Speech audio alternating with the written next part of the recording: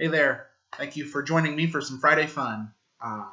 Today I'm going to get into something that I'm not like super deep into. I have found it fun, but um, it's not something I'm extremely deep into. So I'm going to um, kind of mention how I find it fun, mention some of what I like about it, um, and go from there.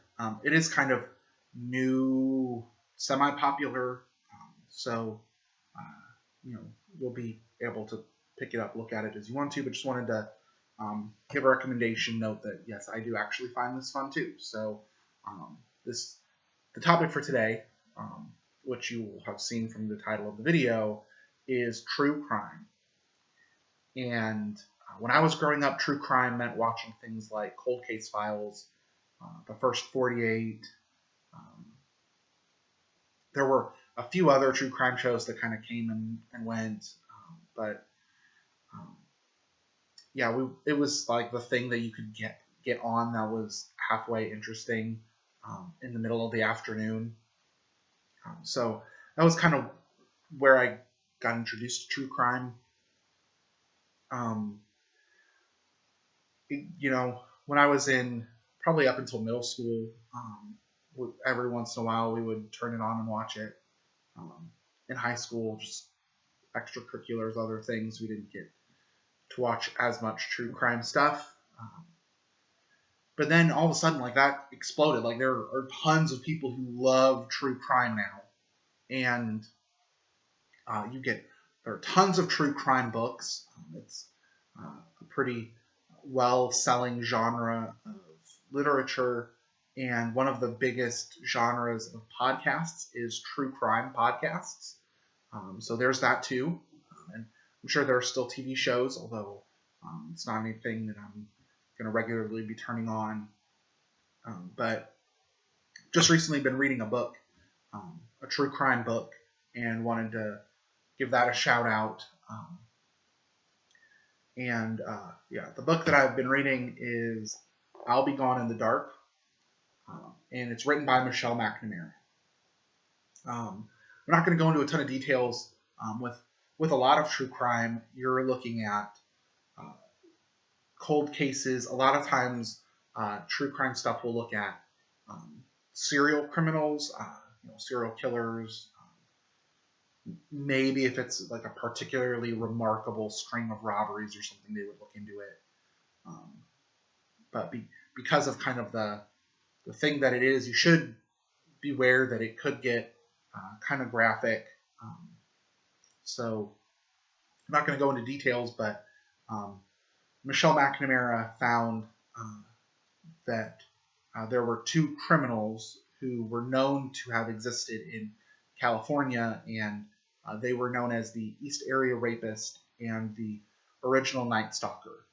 And when they started doing using DNA to try to track criminals, they input the DNA from both of these criminals' cases and found out that it was the same person. The same person had moved locations, escalated the crime, and Michelle McNamara became obsessed with researching these actual cold case crimes, and the book details the crimes and the evidence that's there, and then begins detailing her becoming connected to the investigation and trying to help investigators through her true crime networks figure out, who was this person. And Michelle McNamara is the one who labeled this person the Golden State Killer. And as Michelle McNamara was investigating, she ended up passing away. She passed away from an undiagnosed heart condition, and she had taken some medicine, some like light painkillers like Tylenol, and a few anxiety meds, and the medicine interacted with her heart condition, and she passed away before the book was finished and before the Golden State Killer was found. And she had a few people who were connected to her who went ahead and they finished up the book, and then before this version of the book was published, they found the Golden State Killer. And so there's an add-on at the end of the book detailing the Golden State Killer being found and who it was, and discussing whether Michelle McNamara and her work had a lot to do with finding the Golden State Killer or not. It's a very interesting story. Like, you're looking not just at the crime, which is often the case in true crime novels, but you're also looking at this woman who decided to enter into the world of true crime. She's one of the people who popularized true crime, and kind of her desire to find who did it, her not witnessing it, but it coming to pass. And yeah, it's been a very interesting book. This book is also admittedly one of the reasons I don't go too far into true crime, because hearing the details of the crimes that happen and stuff, it can kind of play in your mind. So I don't go very far into true crime. I don't regularly listen to any true crime podcast or anything like that. I do find them kind of interesting. I find books like this interesting every now and then. I find these descriptions of these actual criminal cases that are so complex that they're worth writing about. Some of them cold cases that eventually get solved, and then they're like, whoa, oh my goodness, here's the, you find out so much more of what actually happened when a case is solved than when it's just up in the air.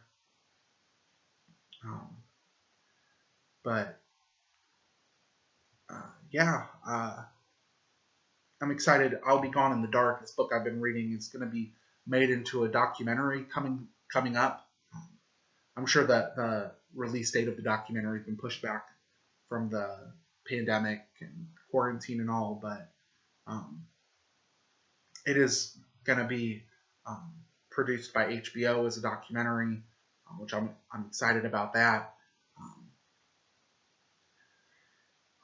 It's interesting to see what happens in a world that I am completely separate from. For a lot of us, we don't get very close to a world where crimes happen. It's easy to live on the outside of that, or to just kind of glance that. When I was growing up, my house got broken into, and that was scary. But all of a sudden, like, now it's real. It's like, oh, but people actually do this, true crime kind of reminds you that world does exist. But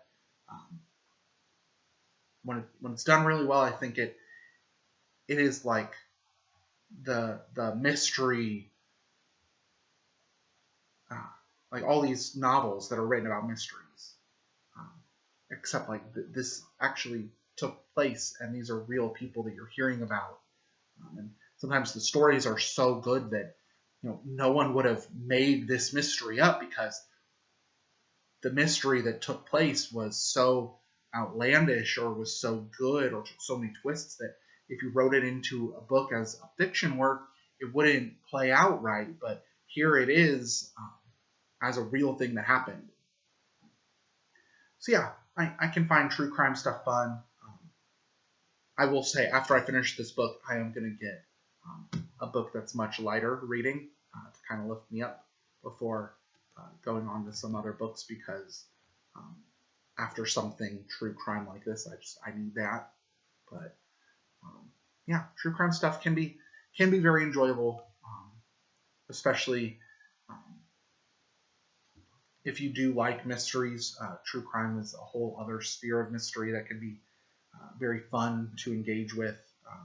But you always will have to watch out for how graphic it could become, because it's all real. Like, this is real life stuff that happened, and sometimes it does get a bit graphic, but it can still be fun. So if you like mystery, if you like true crime stuff, have some fun. Look up a true crime podcast. There are a lot of extremely good ones. Go find a true crime novel, true crime book, and read it. Just enjoy yourself. Yeah. So thanks for joining me again, guys. God bless you.